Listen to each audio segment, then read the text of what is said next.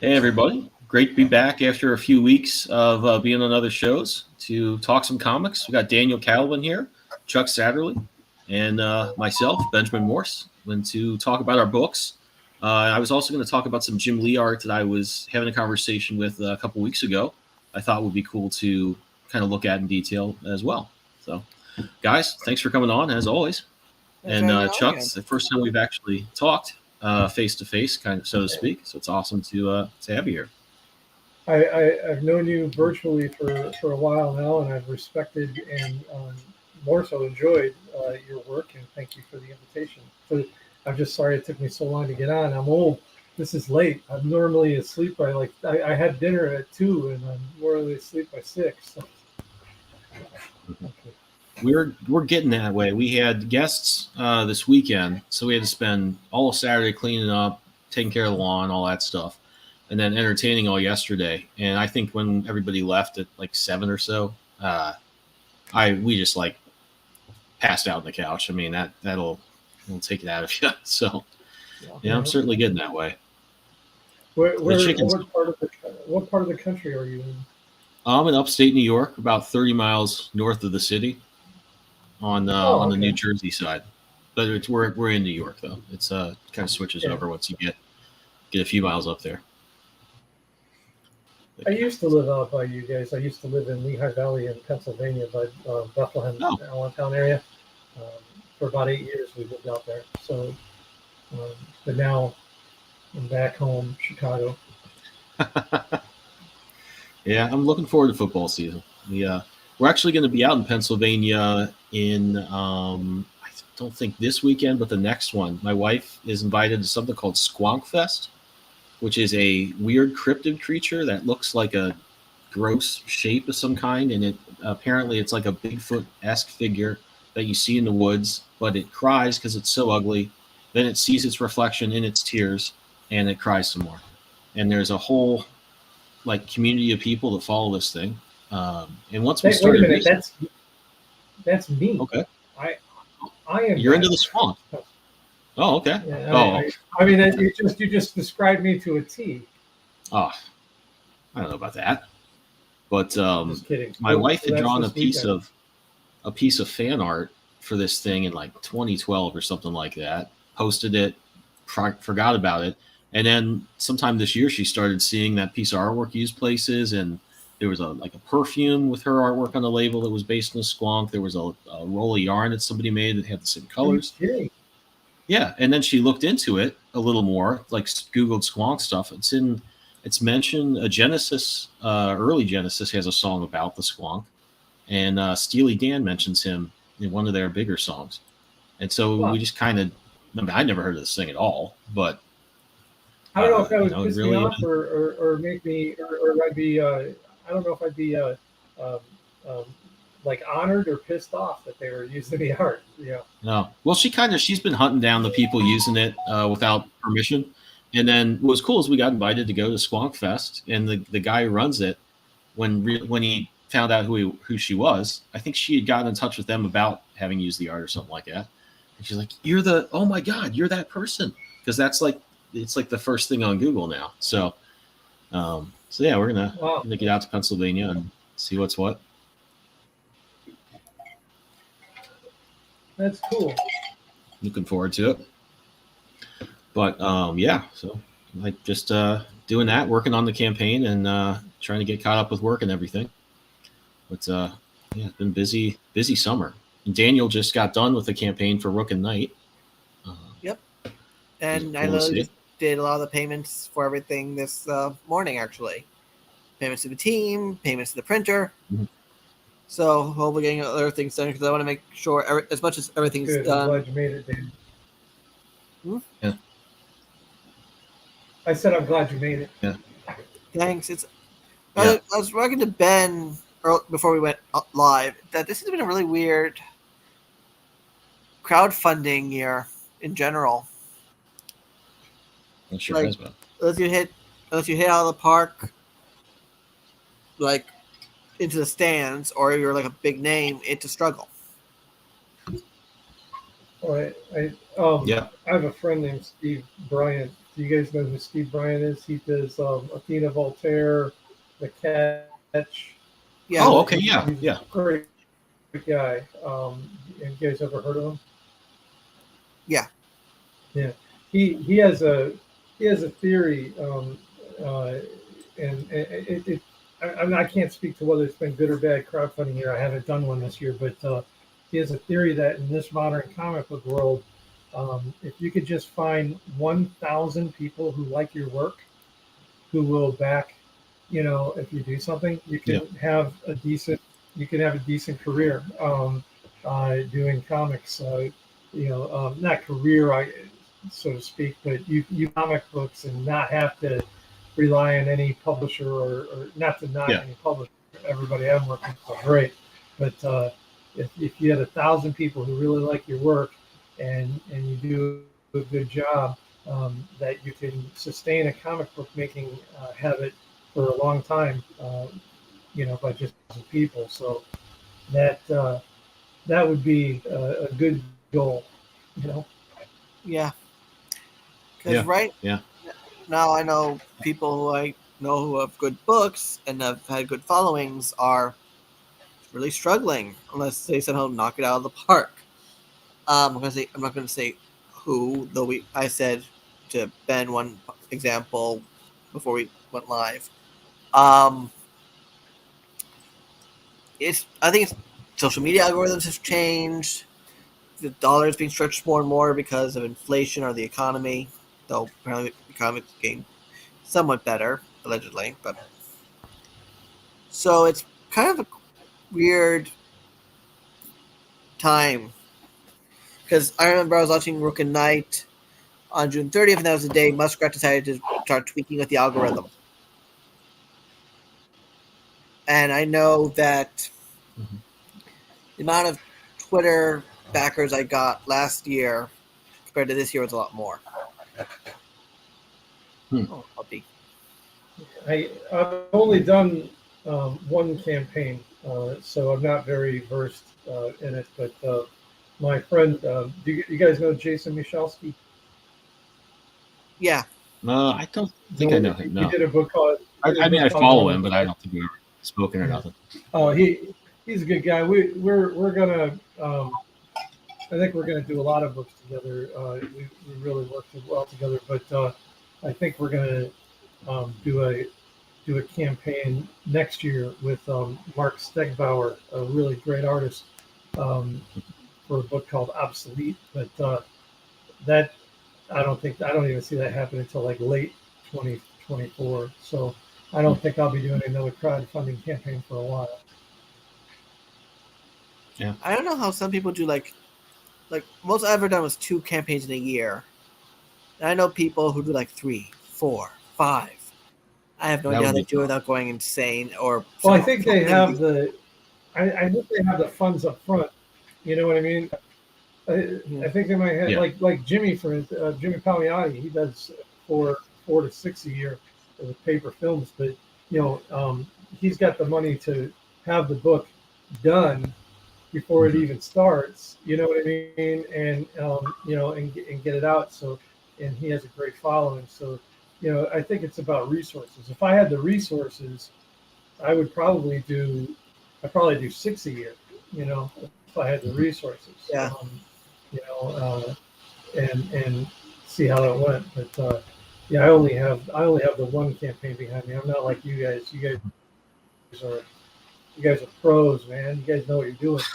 I don't know if it feels that way sometimes. But it's a lot to do. And before I was doing the campaigns with Zoop, I mean, just oh my god, somebody's got some feelings about that. It was just responding to things and all that made it so hard to keep up with work. No, sorry. We're probably gonna have a cat or two in here in a minute, tapping me on the shoulder. But Oh no, this is gonna be amusing. Yeah, no, the one will just jump up and sit with me. His long shot, and then my other cat, Shiny Bright, she'll just jump up next to me here. You'll just see like a paw, tap me on the shoulder politely, asking for treats or something. But it happens. What is your other cat's name? Shiny Bright. We got What her is that during a other Christmas cat's name? season. Longshot, who was named after the X-Men character. I lost it. Oh, Shiny Bright. Is that what you said? Oh, Shiny Bright. Yeah, she's named after a brand of Christmas ornaments. They're kind of classic. Well, so she was a Christmas cat. Mine aren't very. My dogs aren't very original names. I have a dog that looks like Petey from the Little Rascals, so his name is Petey. And then, That works. and then I have a dog that I couldn't think of, and I was watching a name we couldn't come up with a name, and we were watching Futurama. So that's Nibbler. No, So that's a good Nibbler name. and Petey. We're always struggling to think of names for the chickens when we were hatching them, because we kind of started a thing where it was always like a pun about the chicken. So you have like Chewbacca, like Bach is capitalized, and Megatron, but egg is capitalized, and that gets hard to do when you get up there in the numbers. So always trying to think of good names for them. That's hilarious. Wait a minute, you raise chickens? Well, my wife does. It was her endeavor. You raise chickens? But, some. We have 13. Because you're the second person in Small Press Comics that I know raises chickens. The other is Tim from Band of Bards. Okay. I know that what is it with I Small don't Press know creators and raising chickens? Well, I moved know. out here. We can't curse. We can't afford. We can't afford freaking eggs. That's why. Well, comic book if you're ever in the area, we have to have our own. yeah, if you're ever in the area, stop by. We have more than we can handle. We're always pushing them on people. So, yeah, my wife wanted to do that when we moved out here, so we built a coop and got that going. Cool, man. I think she wants to switch over to ducks in the future.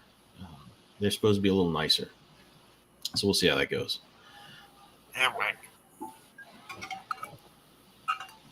But speaking of campaigns, if I can throw out mine for a little bit. Yeah, ducks. Wanted to throw up a link to anybody watching us now or later. How is your campaign going, Ben? We're about halfway through, and we're about halfway to the goal. So it's been a challenging month, I think, across the crowdfunding landscape.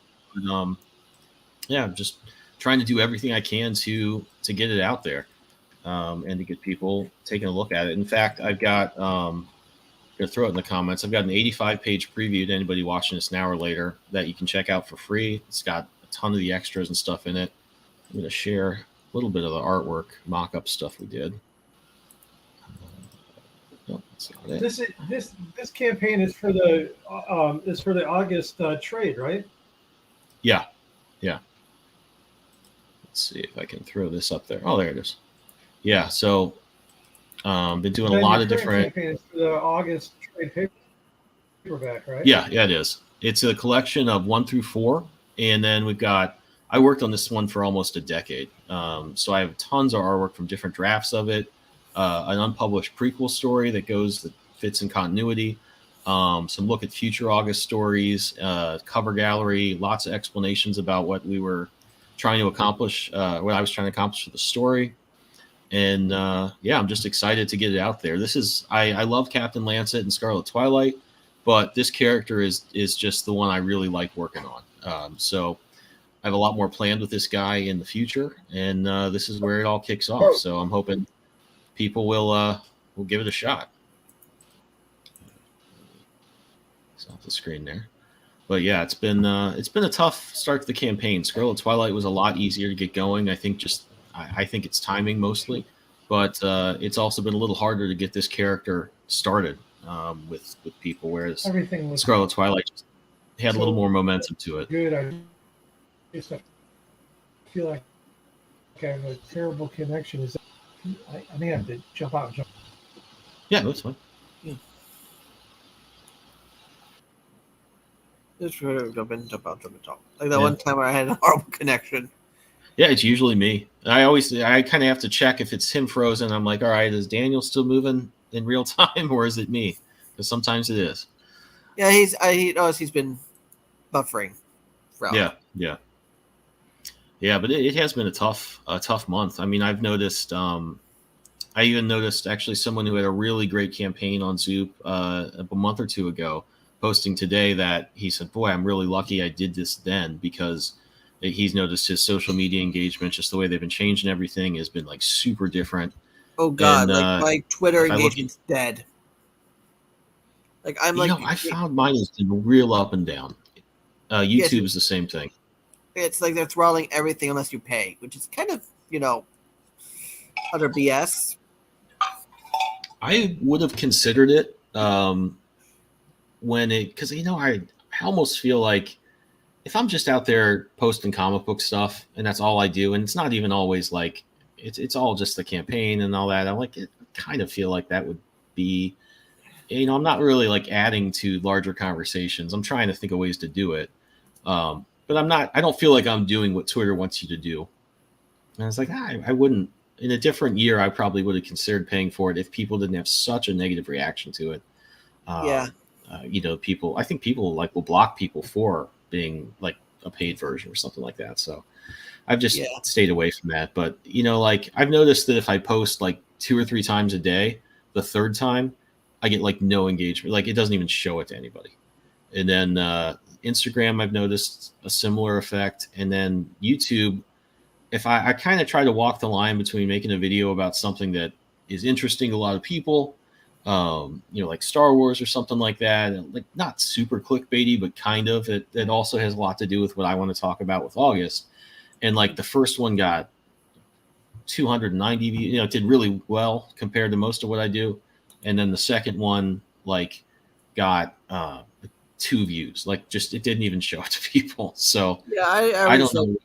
Under 500 posts. Well, yeah, I'm looking to break 200 now. 200 views. Wow. Yeah, I used to be where I could get a few hundred views, and now it's like I remarked to a buddy. I make a post about the Flash doing well on digital direct video. Yeah. Because Gail Simone retweeted it with a quote tweet. Yeah. That got a ton of views. Mm-hmm. Promoting my stuff, crickets. I've been trying to mix up the wording because I have a feeling that like it's kind of gotten to know if I'm using certain words over and over again that it's like marking it as repetitive. So I've kind of been trying to think of different stuff to not use the same words, or just like I'll kind of like usually try to keep it to 2 tweets a day and then retweet something else if I can.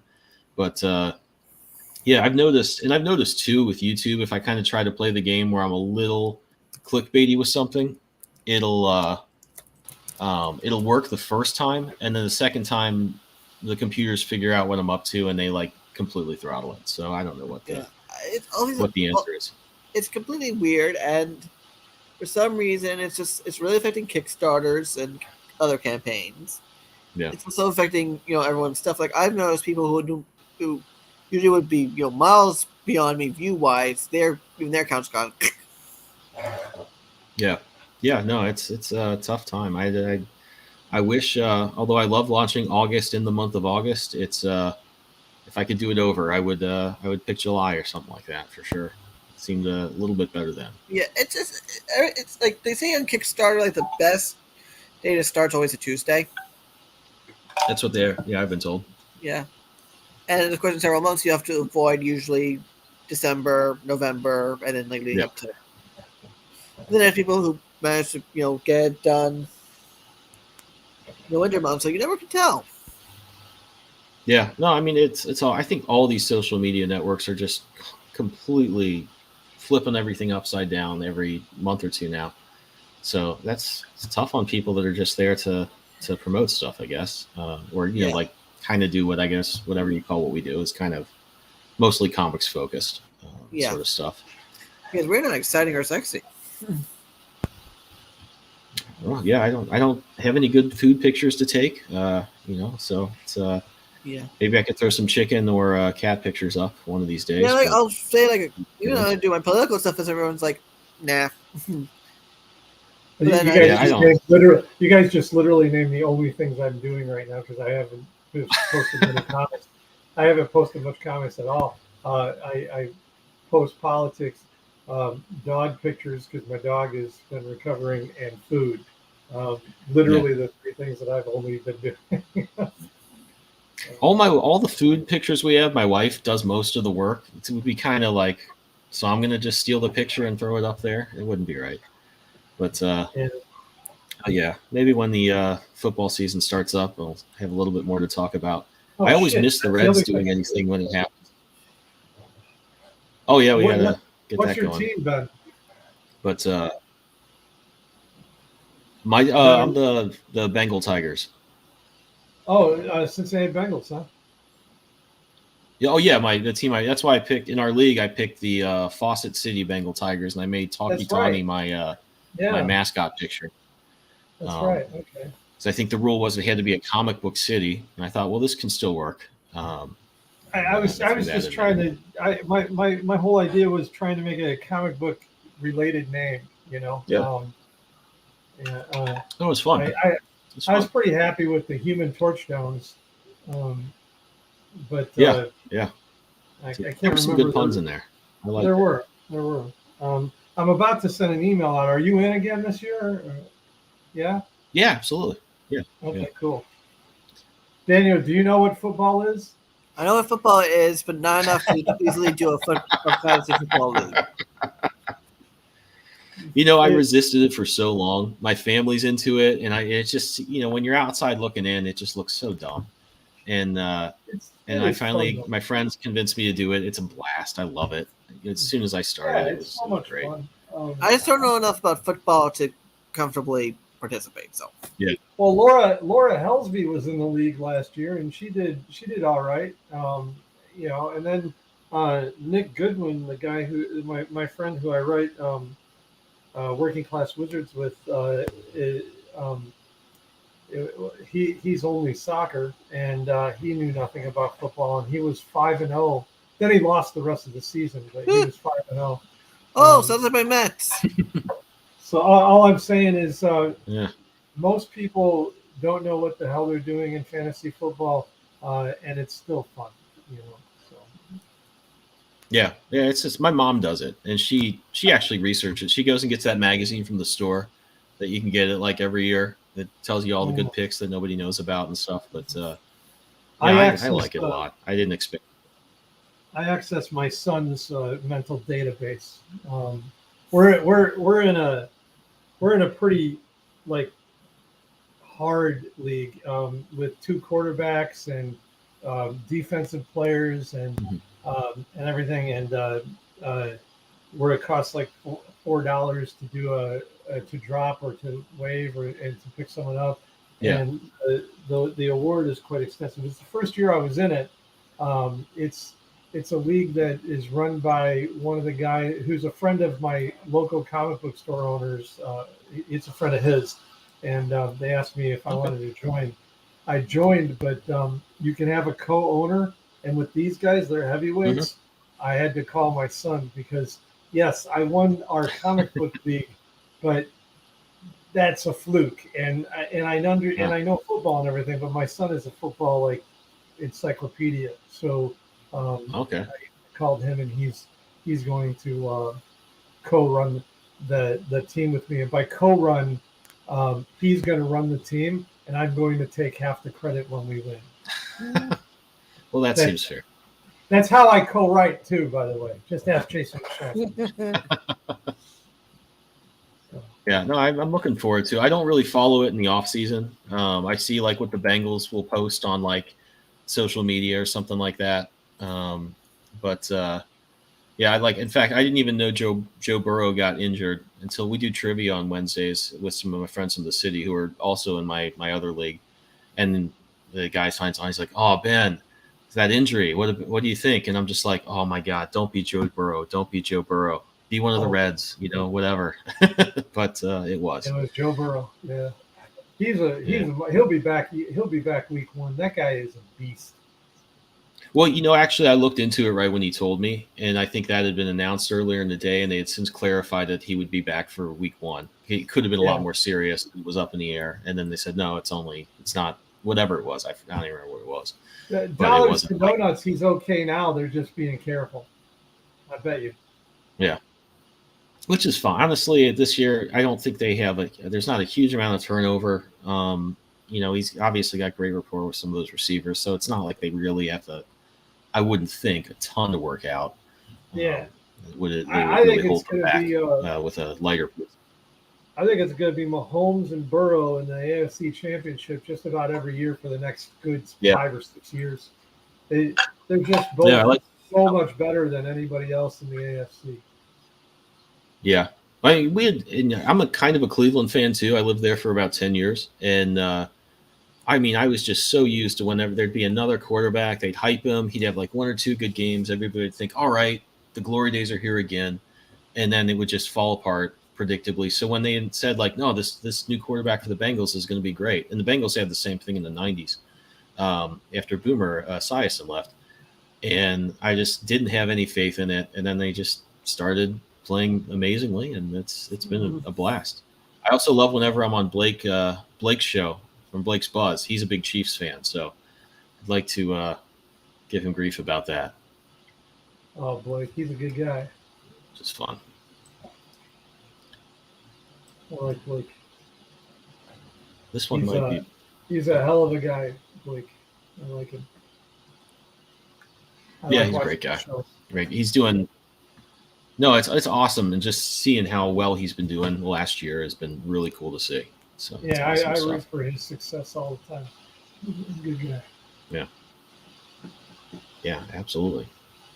So one thing, just to talk about comics a little bit more, I was on the Zoop podcast last week, or maybe it's the week before. Boy, it all blurs together. And let me throw this up here. I got asked a really interesting question I was not prepared for, and I thought it might be fun to expound upon that a little bit. Jordan asked me who is like on my Mount Rushmore of comic book artists. I forget who the fourth one was, but I was saying, Steve Rude, Al Williamson, Jim Lee. I forget who the fourth one was. I left Kirby off, and he said, "How could you leave Kirby off?" And I was kind of thinking, like, Kirby is almost like the mountain it's carved into. But we were talking a little bit about Jim Lee and why I put him above kind of the other big '90s artists and stuff like that. And I had a pretty good answer because I can talk about artists a lot, forever. But I kind of came down on the side that his was the perfect combination of dynamic finish and all that stuff, and then also, a little bit more of the comic book polish. It still had like some of that slick look, especially when Scott Williams is inking him. In like a lot of ways, I prefer Silvestri because his figures are so like dynamic and fluid, and there's just great gesture to him, and there's the shading is even now where he gets really crazy with it. He has a lot of energy, but I had to kind of put Jim Lee at the top of the heap just because there's this polish, and this page especially is what I was thinking of. I don't think I've ever seen like a piece of really rendered comic book art that like pops like this does, even in black and white. These thick lines around Catwoman stuff, just like in all the distance you get between like the thinner lines in these buildings. And he's not even using any of like the really obvious ways of separating, your foreground and your background. There's plenty of black spaces in the background. There's like a lot of line density, but it still just jumps off so much. And I wish I had this on hand when we were talking, because I was kind of I was just like, oh man, I could talk about that stuff forever. And if I wasn't quite so much in the spot, I would have, I think, even had a better explanation. So I thought, it'll be fun to talk about sometime with some comic book folk. But actually, as a kid, I was really my favorite was Eric Larson. When he was on Spider-Man, and then when Savage Dragon started up, he was my favorite Image guy by far. I still have a lot more affection for that run as opposed to any of the other early Image books, but that was like hands down my favorite one. And who else is of the original 6? What's your favorite? Jim Lee. Jim Lee? I know you have another page of his too. This is a scan from. I have that from the Artifact edition. Right, I have a copy of that. Cool. Big, I got it signed by. So a couple years ago, I think it was December 2019. I took off from work because I was doing a signing at Midtown Comics here in New York, And I had bought my Artifact edition for him to sign. It was with that limited edition cover from Torpedo Comics. So I figured to myself, I don't want to carry this around again. I can get this done. I'm part of his Discord group, so he knows me and whatnot. So he's actually kind of happy that I brought this out. So, well, I pay. It's part of my Twitch membership perk to its Twitch stream. Oh, cool. Oh, you posted that. I watched the Twitch stream where he drew that. Yeah, you don't have to pay for his Twitch stream to be part of the Discord, but you get more stuff unlocked as a paid subscriber. And That's cool. I don't know if I watched it live. I don't think I did. I think it's on YouTube as well. But I know I've watched the thing where he drew that Darth Vader that you have. Yes, it's actually hanging downstairs. Cool. You posted that, I think, or you showed it. I posted that for Jim Lee's birthday because I own 3 Jim Lee pieces. One's the Darth Vader, which is hanging in my hallway downstairs on the first floor. The other is a Rachel. Cool. The other is a Rachel Gould he drew in 15 minutes for Christmas a year or two ago. It's again one of those things I won randomly on his stream. I pay for the shipping. But my pride and joy of my Jim Lee little collection is a page of Superman Unchained.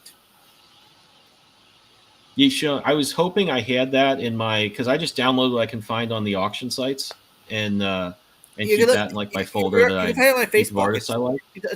You can see it. Well, it's not good shopping. It's in my Facebook. Well, I was hoping to find the page you had because I knew it. I would know it by sight. I've read that around 1 million times. I bought it directly. But I was going to throw it up in my folder here. Well, I bought it directly from his what's it called? His art dealer. Oh, that's cool. I'll see if I can find it. Mm-hmm.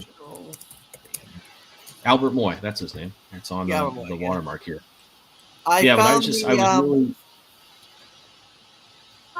the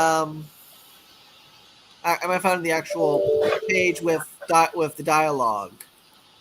One second. Oh, cool. It's not gonna work. It's from. I'm trying to find it. It's not trying to find a version of it that's a decent thing, but so far. Cool.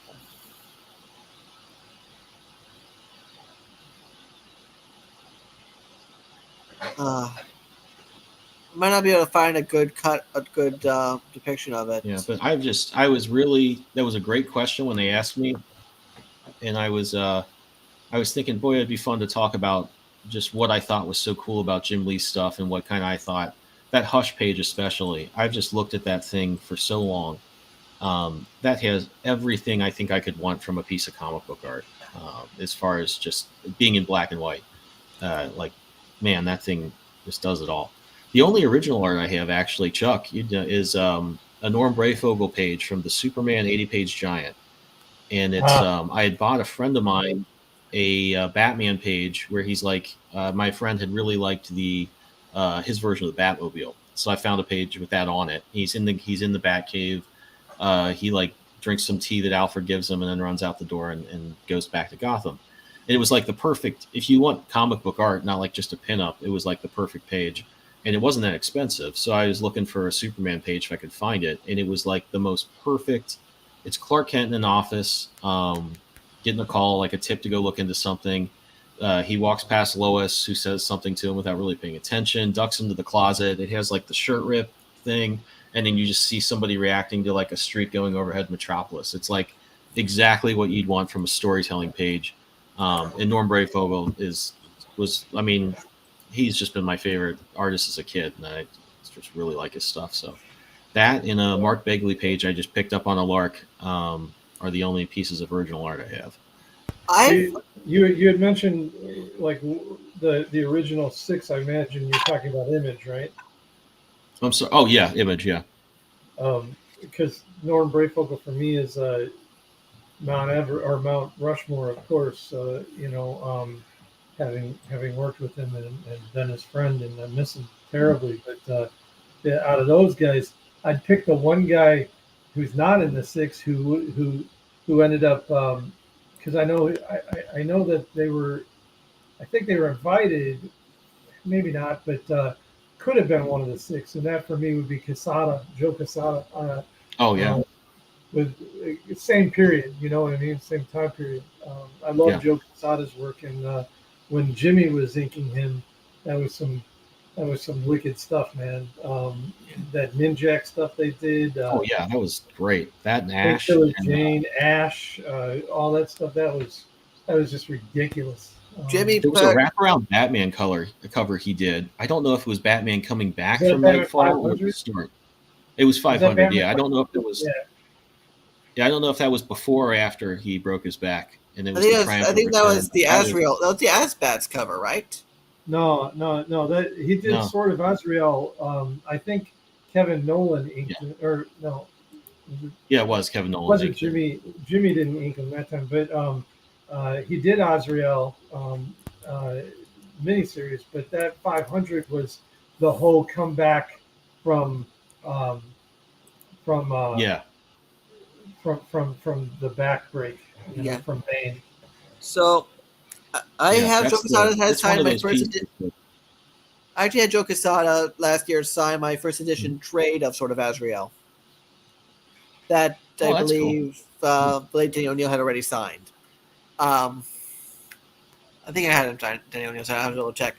But what's really funny is what's really funny is I had at a panel with Jim Lee and Joe Quesada like that Friday afternoon, and by Saturday, Joe Quesada had COVID. But he was still doing signings in a very secure yeah. environment, so people wouldn't get sick when he did signings. So his assistant, who might have been his wife, took my book, took it to his hotel, brought it back within like 2 hours. But yeah, I guess that works. I'm having bad. I apologize. I'm having some bad stuff on this computer. It's just not working right. I'm going to switch to a different computer. I'll be right back. I'm so sorry. Okay, cool. Yeah, But yeah, I that have a that nice cover, little- that Batman. yeah. Oh, go I ahead, have a man. nice- Sorry. I have a nice collection of original art. Like it's getting harder and harder to do because the prices are going up. But like I have a Eddie Barrows Teen Titans page on my wall across from me.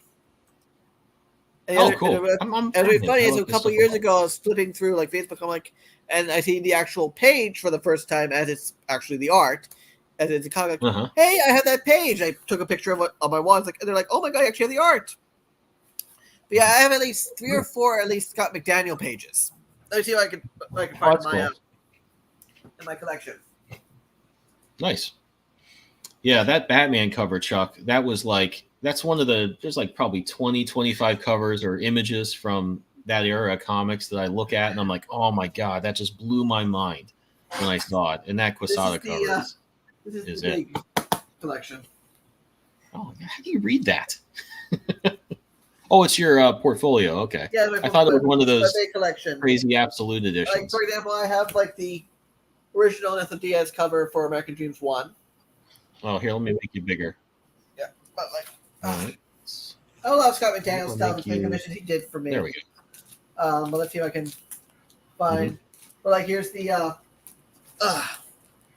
Scott McDaniel cover from American Dreams. Oh, that's cool. cover. Okay, I've seen that. Nice. So let's move. I got page wise.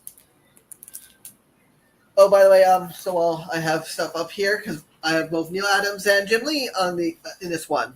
Oh, that's cool. My only Neil Oh, Adams wow, that's piece. awesome.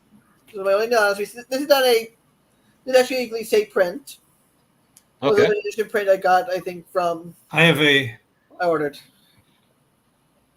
Let's see. Let me just go through this like this. Let's see if I can find.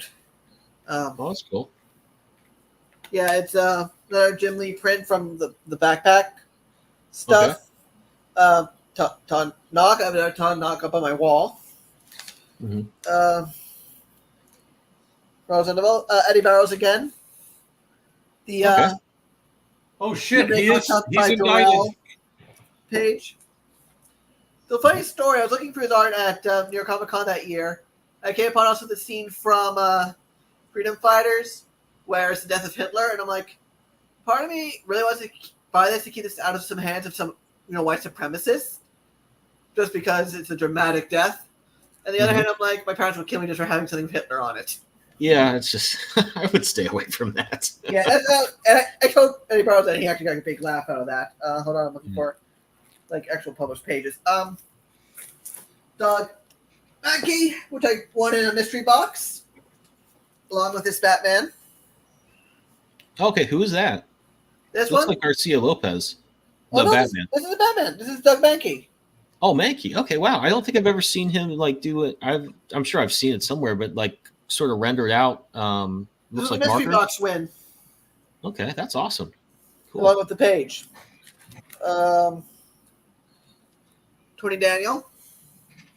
I've only recently really come around to his work, and as soon as I just fell in love with it like a year or two ago. Yeah. And started looking up everything I could. I'm just speeding through this. You're not going to see all of it. Brett Booth.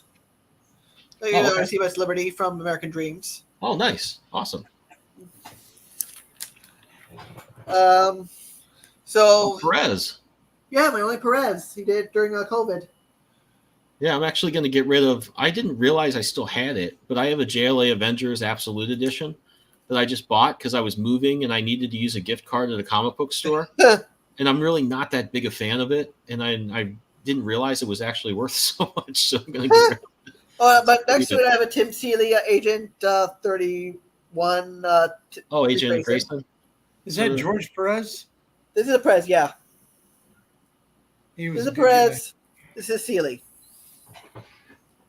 I did my first comic book long time ago was a book called Agony Acres, and we had an ash can of it. Mm-hmm. Ash cans were little black and white photocopies back then, and we showed it to George, and he sat there even with people behind us, and he read the ash can, and he looked up at us and he said, I'm going to ink your covers for you. This is a good book, so you can say that I'm on the art team.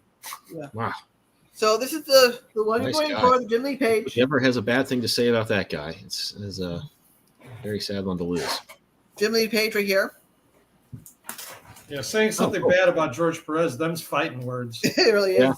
Yeah. And then I have 3 pages from Batman 600. Oh, cool. Cool.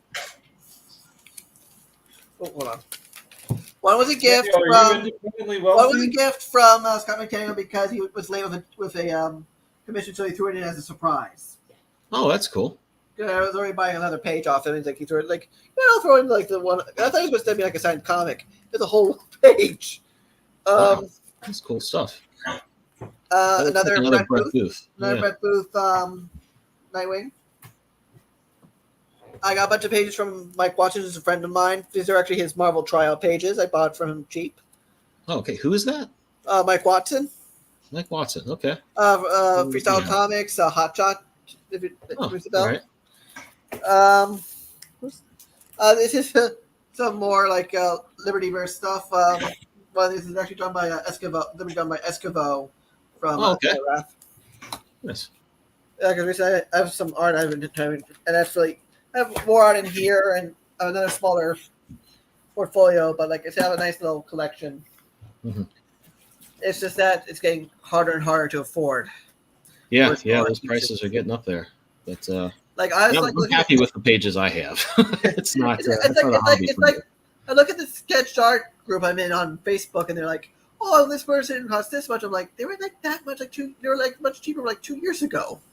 Oh, I just see the prices. I'll go on the Heritage auctions a lot because if you have an account, they'll give they'll have these 3,000 pixel scans, which for me is great because I can just really dig into what they're doing and how textures are working, stuff like that I can look at and try and bring into my stuff.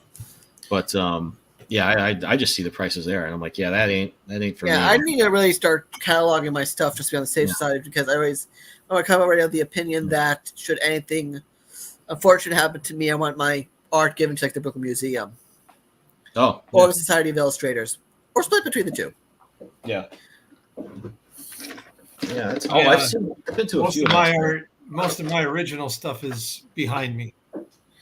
Yeah, I need to get more of my stuff framed. I really want to get that Jim Lee page framed. But I have on my downstairs, I have the Darth Vader.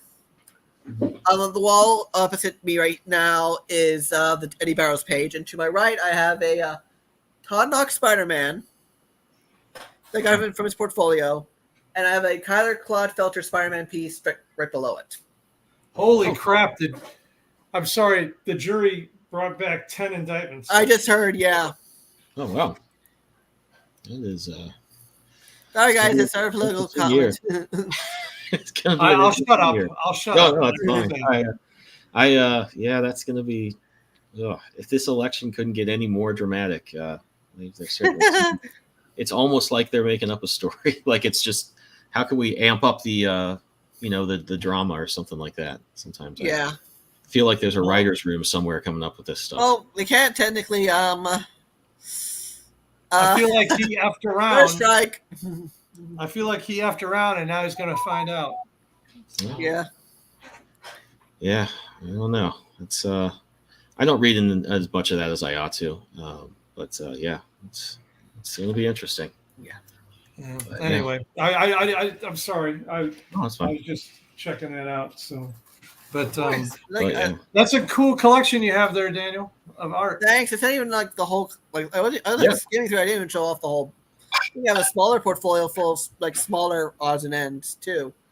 One of my favorite original pieces sketches is the bottom over there. Mm-hmm. Yeah, can you blow Chuck up so we can see which one that is? No, we're gonna expand it so we can see it better. But yeah, this is yeah.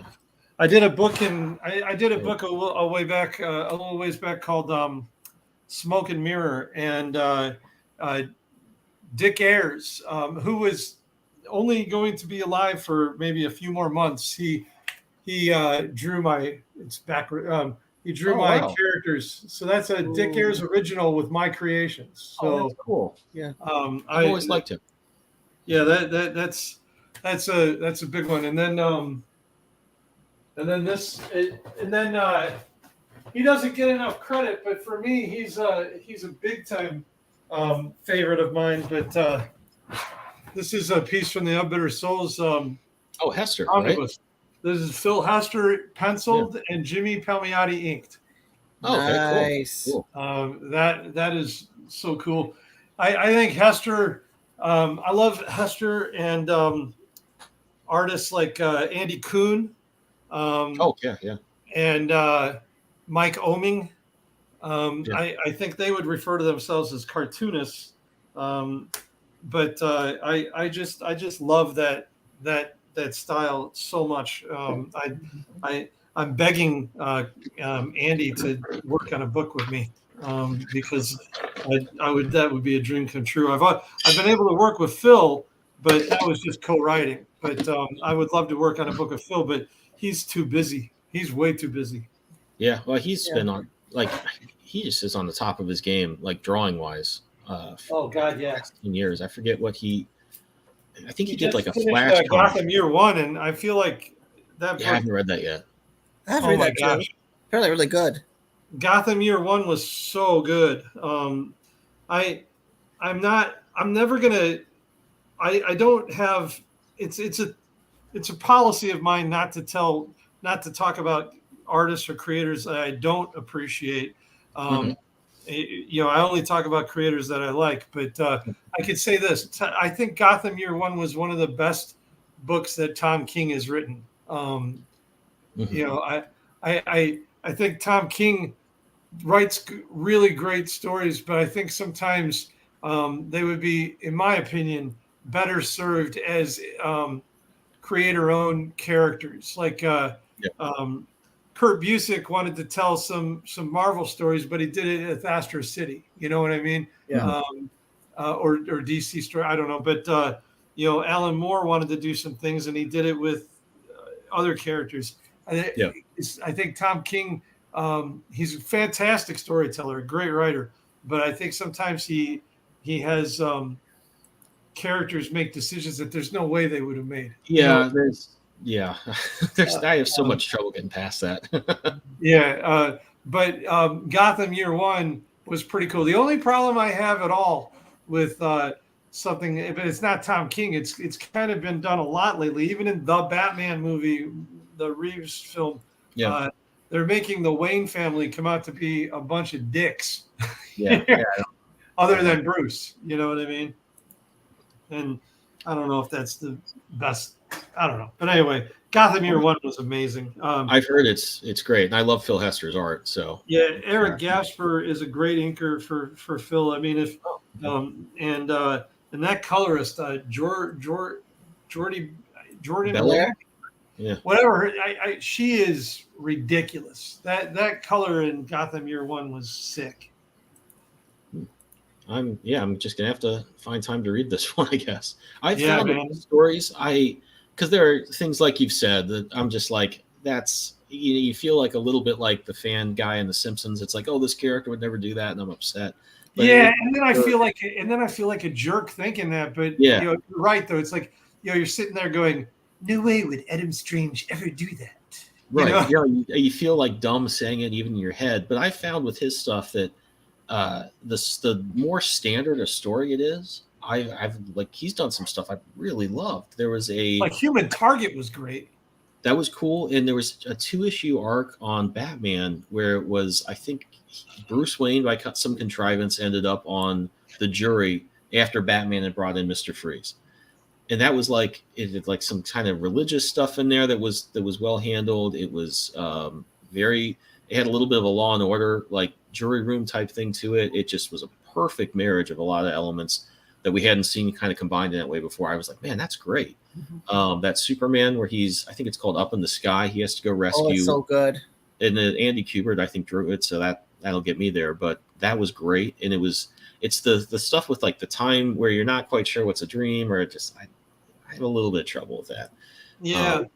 And narratively, I don't quite get the momentum. I feel like I kind of need sometimes from that. Not that it can't be done really well, but whenever he's done just like what I would almost say is just kind of a classic, this character, that story, it's been one of the best ones I've ever read. Really has been. Yeah, I mean there's no denying he's fantastic. It's just some of the decisions that he makes, I'm sometimes left thinking, what? But there's no denying that he deserves his position in the industry. Yeah. Oh yeah. There's no denying that. But yeah, watching Phil reading Gotham Year One and seeing Phil's art, oh gosh, that was so great. It was my favorite book last year. What did they finish this year? Every year is rolling into it. I think they're just doing the trade now, right? Yeah, the trade's coming out either now or soon. Yeah. I'll pick it up. It's on my to-do list. Yeah. I almost worked with him. It was so good. Like maybe, God, it would have been over 10 years ago on a pitch for a story. It was kind of a Predator with some sci-fi, with like sort of cyberpunk meets Predator a little bit. And I did a sample page, and Bruce McCorkindale inked it. And I don't even actually know what publisher it was kind of being pitched to, but they didn't pick it up. But that would have been life-changing. It would have been really cool.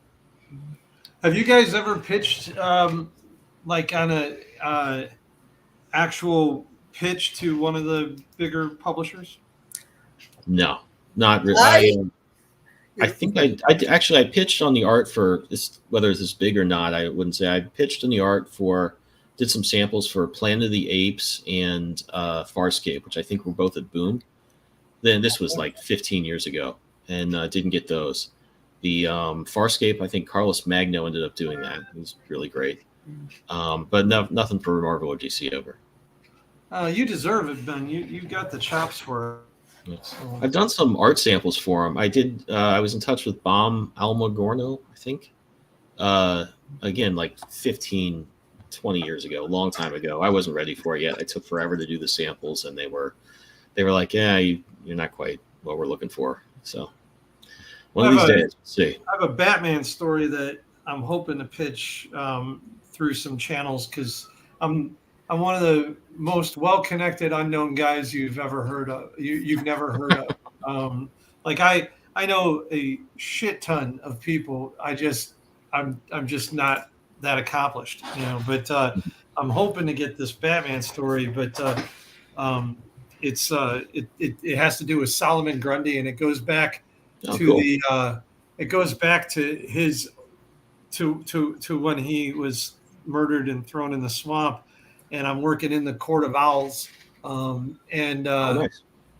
where Grundy finally is aware of who he was. He kind of comes in and out of that. It's going to have Alan Scott in it.